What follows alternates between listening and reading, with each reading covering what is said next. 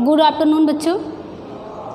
जैसा कि अभी हमने पिछली वाली वीडियो में स्वामी विवेकानंद जी के अनुसार शिक्षण विधि पद्धति के बारे में बता रहे थे और हमने अभी तक शिक्षक के बारे में बताया कि उनके शिक्षक को लेकर उनका क्या विचार भाव था, क्या व्यक्त करना चाहते थे, क्या बताना चाहते थे। इस प्रकार से हमने स्वामी विवेकानंद जी के अनुसार जो है शिक्षक के बारे में बात किया। अब इसी वीडियो में हम आपको जो है छात्र के बारे में बताएंगे कि विद्यार्थी का क्या कर्तव्य होना चाहिए एक शिक्षक के प्रति। शिक्षक क्या चाहता है, क्या करना चाहता है, शिक्षक को विद्यार्थी को क्या चाहिए, अपने शिक्षक के प्रति कैसा प्रेम होना चाहिए, क्या भाव होना चाहिए, कैसे निस्वार्थ गुरु के प्रति प्रेम करना चाहिए, अपने उनके कर्तव्यों का पालन करना चाहिए कि हमारे शिक्षक के प्रति क्या कर्तव्य है। इस प्रकार से स्वामी विवेकानंद जी के अनुसार उनकी भावनाओं को या निम्नलिखित गुणों को जो है देखेंगे उनका क्या विचारधारा था। विद्यार्थी शिक्षार्थी को, चाहे विद्यार्थी कह लो,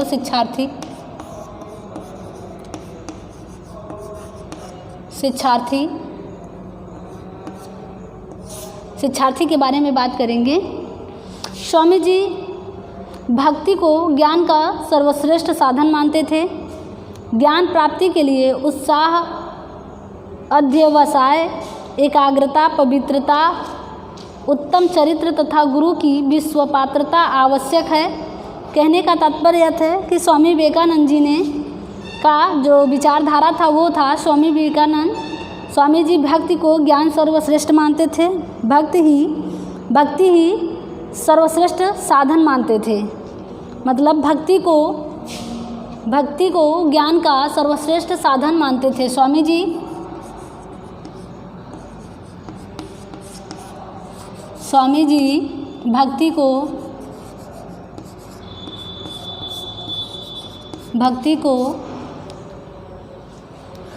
भक्ति को ज्ञान का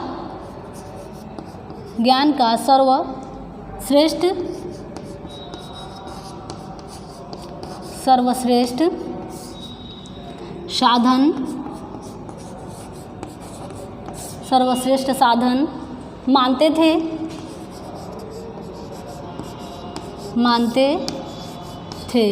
उनका विचार ऐसा था कि स्वामी जी का विचार यह था कि जब आप गुरु के प्रति समर्पण की भावना रखोगे शिक्षार्थी को, तभी आप भक्ति रखोगे, वही तुम्हारे लिए सर्वश्रेष्ठ साधन है या सर्वश्रेष्ठ ज्ञान का सर्वश्रेष्ठ साधन मानते थे। इस प्रकार से उनका विचारधारा था।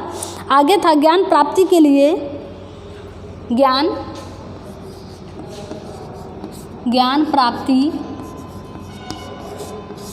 प्राप्ति के लिए उत्साह,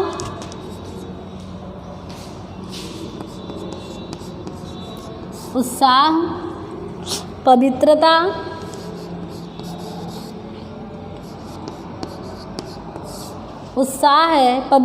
है,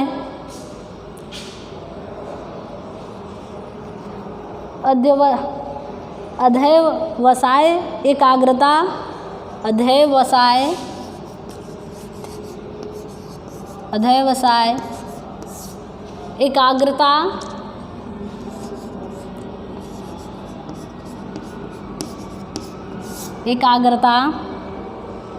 एकाग्रता,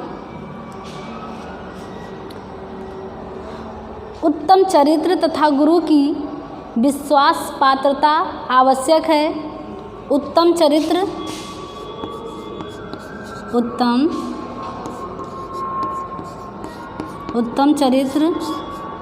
और गुरु की विश्वास पात्रता आवश्यक है। गुरु की विश्वास पात्रता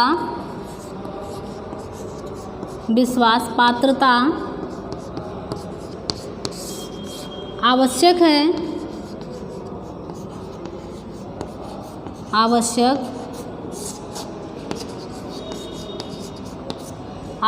है।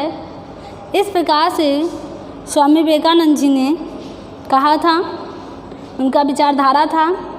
आगे है, परंतु स्वामी जी ने शिष्य को अंधभक्ति रखने के प्रति सावधान किया कि अंधभक्ति नहीं करना है, अंधा होकर शिष्य को उन्होंने कहा कि आपको अंधा होकर गुरु की भक्ति नहीं करना है, आपको विश्वास करना होगा। जैसे स्वामी विवेकानंद जी ने क्या था कि अपने गुरु पर अंध भक्ति करते थे, उन्हें अंधा मतलब उन्हें विश्वास होता था, हमारे गुरु हैं, उनके चरित्र पर एक बार उनको शक हो गया तो उन्होंने अपने गुरु के पीछे पीछे जाकर उन्होंने देखा कि हमारे गुरु रात को कहाँ जाते हैं, क्या करते हैं। तो इस पर उन्हें गुरु को क्या हो गया, शक हो गया गुरु को लेकर, और वो भी गुरु के पीछे पीछे गए और वहाँ गए तो उन्होंने जो चीज़ वहाँ पर जो दृश्य देखा उसे देखकर बिल्कुल भयभीत हो गया। और उन्हें तो पता था कि जो गुरु जो शिष्य के प्रति समर्पित है वो तो समझ ही जाएगा कि हमारे शिष्य हमारे पीछे आ रहा है, वो तो पीछे आगे हर तरीके से उन्हें देखता था। तो उन्हें इस चीज़ का भनक हो गया और पता हो गया, वो छिप गए, लेकिन फिर भी गुरु ने उन्हें बुलाकर वो चीज़ बताया, वो दृश्य के बारे में बताया और उनको जो है काली जी का आशीर्वाद भी मिला। देखिए जो स्वामी विवेकानंद जी थे वो जो है श्रीवास्तव मतलब एक जो है कायस्थ फैमिली से संबंधित थे, न कि इसमें आपके बुक में दिया है कि जो है वो एक जो है ठाकुर परिवार से या जो है और अन्य कुरुक्षेत्र के से संबंधित होते थे, लेकिन ऐसा नहीं है। स्वामी विवेकानंद जी कायस्थ फैमिली से संबंधित थे, श्रीवास्तव थे। तो इस प्रकार से स्वामी विवेकानंद जी ने कहा कि अंधी भक्ति नहीं करना है, उनको विश्वास पात्र होना चाहिए। आज्ञा का पालन आंख बंद करके न करो। इस प्रकार से उन्होंने कहा गुरु की पूजा ईश्वर दृष्टि से करो, परंतु उनकी आज्ञा का पालन आंख बंद करके न करो। इस प्रकार गुरु के प्रति श्रद्धा रखते हुए छात्रों को स्वतंत्र चिंतन के लिए प्रेरित किया है। और स्वामी जी के अनुसार शिष्यवत या जो है ग्रहण करना एक व्रत है। मतलब शिष्य का जो तुम पाठ करने जा रहे हो या शिष्य बनने जा रहे हो, यह एक ग्रहण करने मतलब व्रत करने का एक मार्ग है। विद्यार्थी का जीवन अत्यंत सरल होना चाहिए। धन वैभव और ऐश्वर्य के बीच में रहकर कोई छात्र ज्ञान की साधना नहीं कर सकता। मतलब कहने का मतलब है धन से, हर चीज़ से इन्हें दूर होना चाहिए। इन्हें धन, अगर धन है इनके पास, ऐश्वर्य है, ये सब साधन अगर इनको मिल रहा है तो वह कभी भी ज्ञान की साधना में नहीं जा सकते और कभी भी ज्ञान प्राप्त नहीं कर सकते। इस प्रकार से स्वामी विवेकानंद जी का जो है विचारधारा था शिष्यों के लेकर। इंद्रिय निग्रह रखने वाले की इच्छा शक्ति दृढ़ होती है। छात्र को सदैव अपने समस्त उच्चादर्श रखना चाहिए। संस्कृत में कहा गया है कि नो उच्चार्थो विफलो अभी दुष्राड़ेते दुष्यंतु कामोह लघु। कहने का तात्पर्य यह है कि छात्र अगर उसका गुरु की उसका जो विफल, अगर कोई दुष्ट शिष्य की अगर आचरण अच्छा नहीं है तो वह शिष्य कभी भी ज्ञान में सफल नहीं हो पाएगा और उसका जो है हमेशा दुष्परिणाम जो है निकल कर सामने आएगा। तो इस प्रकार शिष्य को के बारे में स्वामी विवेकानंद जी ने उनके विषय में निम्नलिखित गुणों को जो है बताया है। तो हम अब जो है उनके निम्नलिखित गुणों के बारे में बात करेंगे। तो देखते हैं कि छात्रों के निम्नलिखित गुणों के बारे में स्वामी विवेकानंद जी ने क्या बताया। जैसे आप मान लीजिए निम्नलिखित गुण, जैसे छात्र जो होते हैं शिक्षार्थी को अपने कर्तव्यों का पालन करना चाहिए। अगर गुरु गृह में रहकर, अगर वह गुरुवास में रहकर शिक्षा ग्रहण कर रहे हैं तो उन्होंने कहा कि भक्ति तो करनी चाहिए आपको, लेकिन आंख बंद करके भक्ति नहीं करनी चाहिए। गुरु की आज्ञा का पालन करो, लेकिन आंख बंद करके पालन न करो। इस प्रकार से स्वामी विवेकानंद जी ने गुरुओं को जो है निर्देशन दिया और कहा कि गुरु की श्रद्धा जरूरी है। जब तक छात्र गुरु की श्रद्धा नहीं रखेगा तब तक उसे भी ज्ञान की प्राप्ति नहीं हो पाएगा। जैसा कि मान लीजिए छात्र अगर किसी विषय के प्रति अब अपने भावों को व्यक्त कर रहा है या उसे किसी प्रकार की दिक्कत हो रही तो वह गुरु गृह में रहकर शिक्षा ग्रहण कर रहा है, तो उसका समाधान करने के लिए गुरु स्वयं इसके लिए समर्पित है और छात्र को भी समर्पित होना चाहिए। इस प्रकार से जो है स्वामी विवेकानंद जी ने शिक्षार्थियों के बारे में बताया है।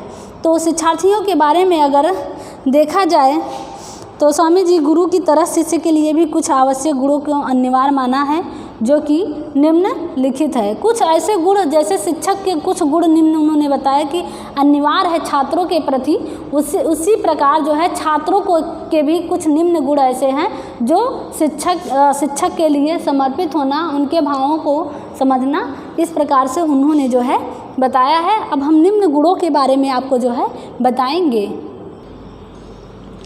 तो शिक्षार्थी के बारे में हम निम्न गुणों के बारे में बात करेंगे। सबसे पहले गुण के बारे में हम आपको बताने जा रहे हैं कि सबसे पहला गुण कौन सा है। तो सबसे पहले गुण में है कि शिष्य में विचार, वाणी तथा कर्म की शुद्धता। शिष्य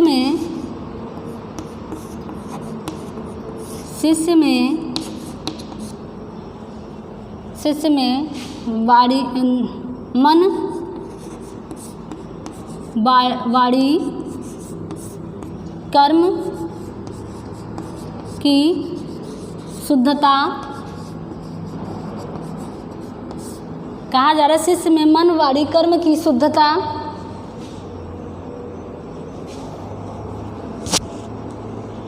एवं पवित्रता होनी चाहिए, एवं पवित्रता होनी चाहिए।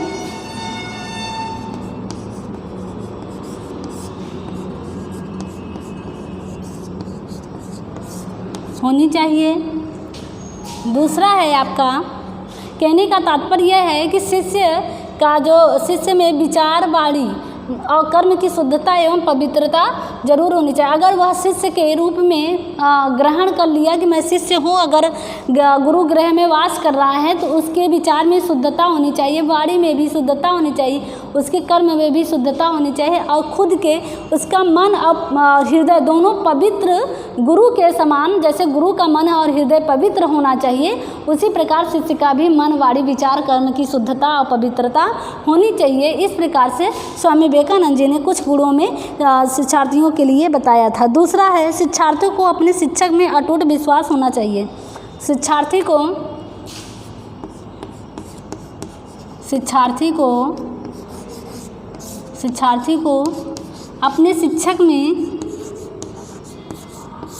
अपने शिक्षक में अटूट विश्वास होना चाहिए।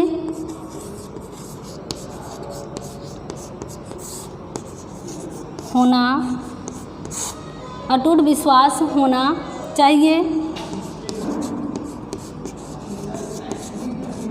अटूट विश्वास होना चाहिए। और तीसरा है हमारा, विनय, नम्रता और श्रद्धा के बिना। तीसरा है विनय, नम्रता एवं श्रद्धा के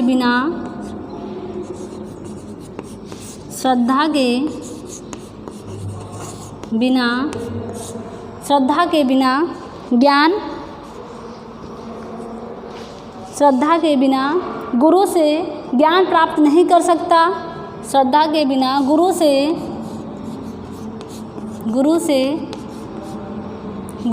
ज्ञान प्राप्त नहीं कर सकता।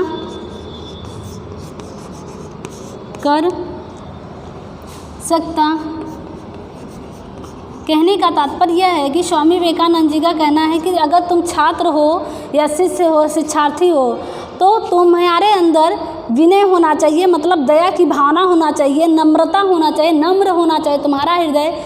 आज्ञा के मतलब विनय का मतलब ये है कि किसी की आज्ञा का पालन करना विनय। नम्रता का मतलब नम्र होना चाहिए तुम्हारा हृदय, और गुरु के प्रति श्रद्धा होना, यह ज्ञान अगर ये 3 चीज़ तुम्हारे अंदर नहीं है, शिष्य के अंदर नहीं है, तो वह कभी भी गुरु से ज्ञान प्राप्त नहीं कर सकता है। विनय, नम्रता एवं श्रद्धा के बिना गुरु से ज्ञान प्राप्त करना कभी भी संभव नहीं हो सकता। जब तक छात्र के अंदर विनय और नम्रता और श्रद्धा है तभी वह ज्ञान प्राप्त कर सकता है। इस प्रकार से स्वामी विवेकानंद जी का छात्रों के लिए विचारधारा था। पहला है, शिष्य में मन, वाणी, कर्म की शुद्धता, पवित्रता होनी चाहिए। शिक्षार्थी को अपने शिक्षक से अटूट विश्वास होना चाहिए। विनय, नम्रता एवं श्रद्धा के बिना गुरु से ज्ञान प्राप्त नहीं हो सकता। इस प्रकार से स्वामी विवेकानंद जी ने अपने विचारधारा में गुरु शिष्य के कुछ निम्नलिखित गुणों के बारे में उन्होंने बताया था। आगे भी उन्होंने बताया है, थोड़ा सा मैं उसके बारे में भी आपको बताएंगे। हाँ, तो चौथे गुण के बारे में हम आपसे बात करेंगे कि चौथा कौन सा गुण है, इसके बारे में हम आपको बताने जा रहे हैं। चौथा है, शिष्य छात्र में ज्ञान प्राप्ति की पिपासा, जिज्ञासा, छात्र में ज्ञान प्राप्ति की छात्रों में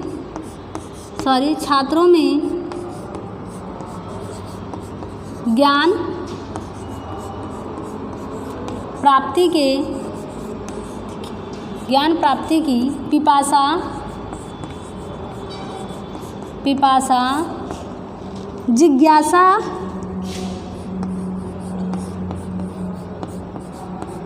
पिपासा, जिज्ञासा, ध्यान की एकाग्रता, ध्यान की एकाग्रता, निरंतर संघर्ष, ध्यान की एकाग्रता, निरंतर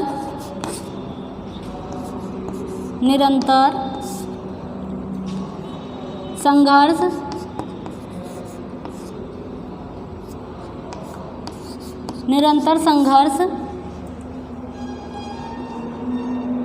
संघर्ष की क्षमता तथा अध्यवसाय का गुण होना चाहिए। निरंतर संघर्ष की क्षमता तथा अध्यवसाय तथा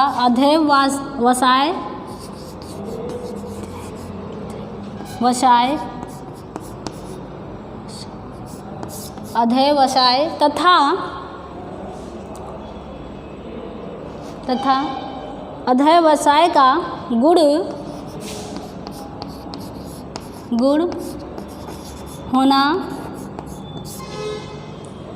होना चाहिए। तो इस प्रकार से कहने का मतलब है, छात्रों में ज्ञान प्राप्ति की पिपासा का मतलब होता है कि बहुत ज़्यादा मतलब भूखा होना चाहिए और जिज्ञासु उन्हें बनना चाहिए। और ध्यान को एकाग्र करना, निरंतर उसके प्रति, शिक्षा के प्रति संघर्ष होना, ये अगर क्षमताएं अगर उनके अंदर होता है, अध्यवसाय का गुण अगर उनके अंदर पाया जाता है, तो एक सच्चा शिक्षार्थी बन सकता है, वह एक अच्छा शिष्य बन सकता है और अपने भविष्य का स्वयं निर्मित करने के लिए वह तत्पर तैयार हो सकता है। इस प्रकार से जो है स्वामी विवेकानंद जी ने अपने विचारधारा के अनुसार जो है शिक्षण पद्धति में शिक्षार्थियों के निम्न गुणों को जो है उन्होंने व्यक्त किया है। आगे जैसे उन्होंने बताया है कि छात्रों में उच्च आदर्शों के लिए व्याकुलता होनी चाहिए। छात्रों में, पांचवा है, छात्रों में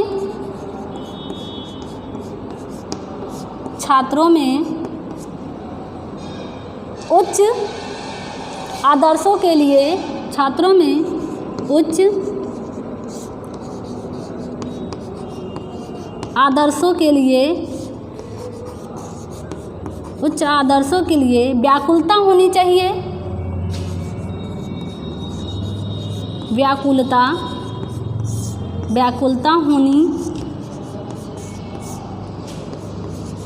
होनी चाहिए। इस प्रकार से स्वामी विवेकानंद जी ने कहा कि अगर छात्र को उच्च आदर्श बनना है, अच्छी शिक्षा प्राप्त करना है, उसके लिए हमेशा गुरुओं के समय व्याकुल होना चाहिए। ये दिखाना चाहिए कि मैं शिक्षा ग्रहण करना चाहता हूँ, मुझे हर चीज़ की जानकारी अपने गुरु से लेना है, तो उसे व्याकुलता उसके अंदर होनी चाहिए। छठवां है, छात्र में लगन के साथ परिश्रम करने की इच्छा एवं शक्ति होनी चाहिए। छठवां है छात्रों में लगन से छात्र में लगन के साथ छात्रों में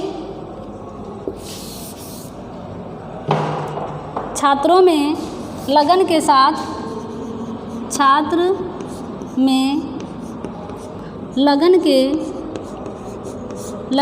साथ छात्रों में लगन के साथ परिश्रम करने की इच्छा परिश्रम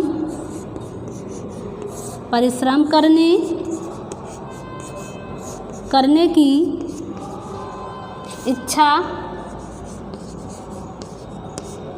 होता है ना कि लगन करने की अगर परिश्रम है किसी के पास वहीं से सफल हो सकता है। इच्छा एवं शक्ति होनी चाहिए, इच्छा एवं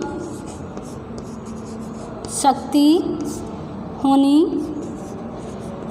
चाहिए।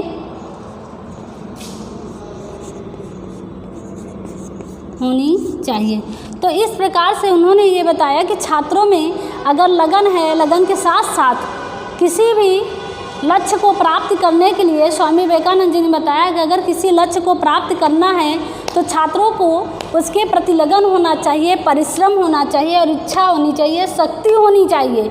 ये चार चीज़ अगर है तो बच्चा ज़रूर अपने लक्ष्य की प्राप्ति कर सकता है, ज़रूर अपने लक्ष्य तक पहुंच सकता है। अगर शिष्य के अंदर इस प्रकार से अगर नहीं है तो वह कभी भी अपनी जो है लक्ष्य को प्राप्त नहीं कर सकता। अगर लगन नहीं है, परिश्रम नहीं है, इच्छा एवं शक्ति, यह चार चीज़ छात्रों के अंदर, शिष्य के अंदर, शिक्षार्थी के अंदर देखने को नहीं मिलता है तो जो है इसमें ज़रूर से ज़रूर एक चीज़ आप जान लीजिए कि वह छात्र कभी भी अपने लक्ष्य की प्राप्ति नहीं कर सकता है। लक्ष्य की प्राप्ति होने के लिए छात्रों को परिश्रम करना पड़ेगा, उसके प्रति लगन रखना पड़ेगा, इच्छा भी होनी चाहिए और शक्ति भी होनी चाहिए।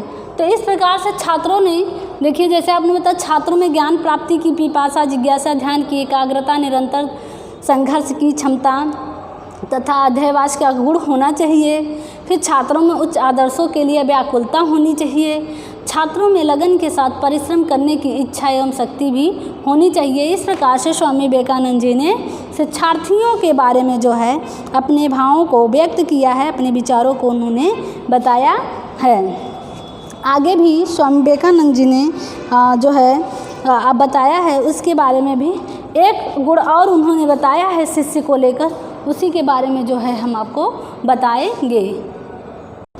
तो सातवां जो है हम आपको बताने जा रहे हैं, सातवां जो है कौन सा गुण है विद्यार्थी के लिए, इसके बारे में हम आपको बताएंगे। सातवां में है ब्रह्मचर्य के नियमों का पालन करने वाला ब्रह्मचर्य के नियमों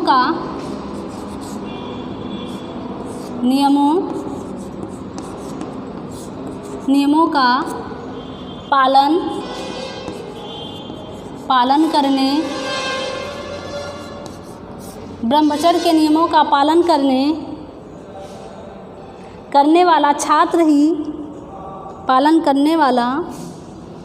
करने वाला छात्र ही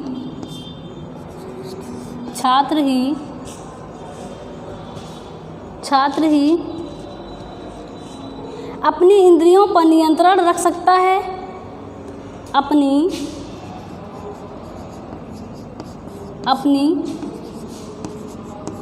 इंद्रियों पर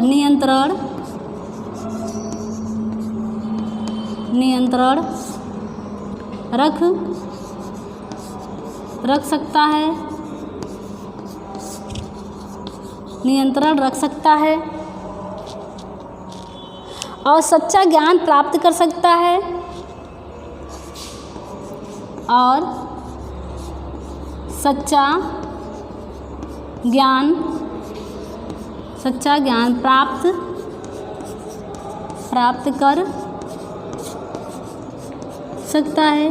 कहने का तात्पर्य है कि स्वामी विवेकानंद जी के अनुसार जो शिष्य ब्रह्मचर्य के नियमों का पालन करता है वही छात्र जो है करने वाला छात्र अपनी इंद्रियों पर नियंत्रण रखता है। मतलब कहने का मतलब अपनी इंद्रियों को बस में रखता है। वह कभी भी जो है इधर उधर उसका मन क्या होता है, चंचल होता है। इस प्रकार से स्वामी विवेकानंद जी ने कहा कि जो मन पर नियंत्रण कर लेगा, जो अपनी इंद्रियों पर, अपनी आँखों पर, अपने जुबान पर नियंत्रण कर लेगा, वही छात्र जो है सच्चा ज्ञान प्राप्त कर सकता है। वही छात्र जो है अपने जीवन को जो है बांध सकता है, अपने जीवन के लक्ष्य को प्राप्त कर सकता है। अगर इस प्रकार से छात्र नहीं कर सकता तो वह कभी भी सच्चा ज्ञान प्राप्त नहीं कर सकता।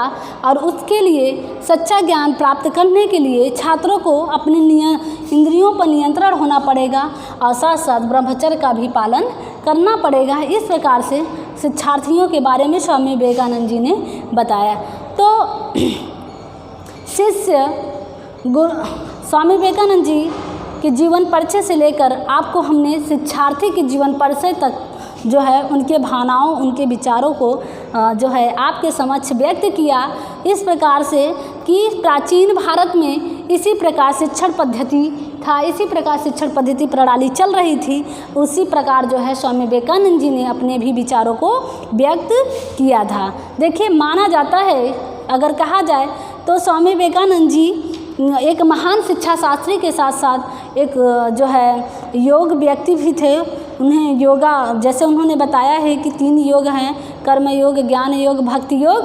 अगर इस पर जिसने जो है अपनी साधना मन को एकाग्र करके अगर प्राप्त कर लिया तो वह अपनी लक्ष्य के ओर जाएगा, अपनी लक्ष्य की प्राप्ति जरूर कर पाएगा और सच्चा ज्ञान भी उसे हो पाएगा। अगर ऐसा व्यक्ति नहीं कर सकता, अगर कर्म योग, भक्ति योग और ज्ञान योग के प्रति अगर मन की एकाग्रता नहीं रखता है तो वह मनुष्य नहीं है और कभी भी अपने लक्ष्य में सफल नहीं हो पाएगा। उसको सिर्फ विफलता ही प्राप्त होगी। इसलिए मन की एकाग्रता होना शिक्षक से लेकर छात्र तक की भावनाओं को उन्होंने जो है व्यक्त किया है। तो इस प्रकार स्वामी विवेकानंद जी के अनुसार जो है बताया गया है। और मैं यही कहूँगी कि स्वामी विवेकानंद जी के विचारों को पढ़ा जाए और उनके एक एक शब्दों को समझा जाए तो लगता है कि वाकई में जो वर्तमान शिक्षा प्रणाली है वह दूषित हो चुका है। और उसके लिए आज भी हमें ऐसे महान शिक्षा शास्त्रियों का साधना करना पड़ेगा या साध्य करना पड़ेगा, उनके विचारों को पढ़ना पड़ेगा और व्यक्त करना पड़ेगा, समक्ष लोगों के प्रति उसे प्रस्तुत करना पड़ेगा, जिससे कि हमारी वर्तमान शिक्षा प्रणाली पद्धति सही ढंग से हो सके। क्योंकि आज बहुत सारी जो है दोष हो चुके हैं शिक्षा प्रणाली में, जिससे कि लोगों को अर्ध ज्ञान हो सकता है। अर्ध ज्ञान लोगों के लिए बहुत खतरनाक होता है। पूरे ज्ञान के लिए उन्होंने जैसे बताया कि भौतिक ज्ञान प्राप्त करने के लिए आपको अल्प योग करना पड़ेगा और आध्यात्मिक ज्ञान प्राप्त करने के लिए आपको पूर्ण योग करना पड़ेगा। उसी प्रकार वर्तमान शिक्षा प्रणाली में भी ऐसे ही योग अगर रखा जाए तो बच्चों की भविष्य सुधर सकती है और बच्चों में भी इस प्रकार की भावनाएं व्यक्त हो सकती हैं। तो आज के लिए इतना ही। अगले वीडियो में हम रविंद्रनाथ टैगोर जी के बारे में पढ़ेंगे। रविंद्रनाथ टैगोर जी के अनुसार बताए गए विचारों को, शिक्षा को, इसके बारे में हम बताएंगे। आज की वीडियो के लिए सिर्फ जो है अगली वीडियो में बहुत सारे ऐसे ही विचारधाराओं के साथ हम आपको जो है वीडियो में बताएंगे। जैसे रविंद्रनाथ टैगोर हो गए, महात्मा गांधी हो गए, गिजू भाई हो गए। तो ऐसे ऐसे लोगों का जो है विचार इसमें दिया गया है। तो उनसे संबंधित शिक्षार्थी और शिक्षक और पाठ्यक्रम अन्य जो है शिक्षण विधि के बारे में पढ़ेंगे। तो इसके साथ साथ हम ये भी कहेंगे कि आप लोग अगर घर पर बैठे हो तो अपने इस वीडियो के माध्यम से सुनिए और पढ़िए, जिससे कि आने वाले विषय में आप किसी भी प्रकार से इस वीडियो के माध्यम से अपने परीक्षा फल को प्राप्त कर सकते हो। ठीक, तो आज के लिए इतना ही। धन्यवाद।